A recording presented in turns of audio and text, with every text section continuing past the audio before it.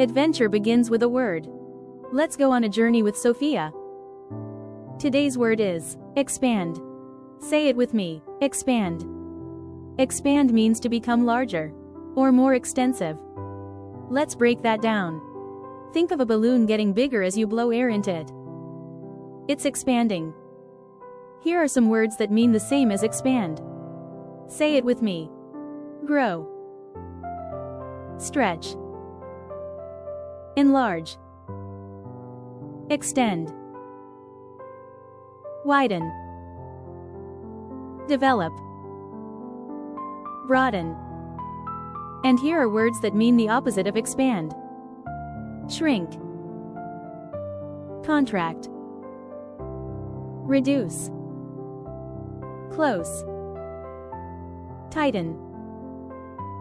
Limit. Narrow. Here's a great example. Sofia watched the balloon expand as she blew air into it. Let's review. Expand means to become larger or more extensive. Synonyms: grow, stretch, enlarge, extend, widen, develop, broaden.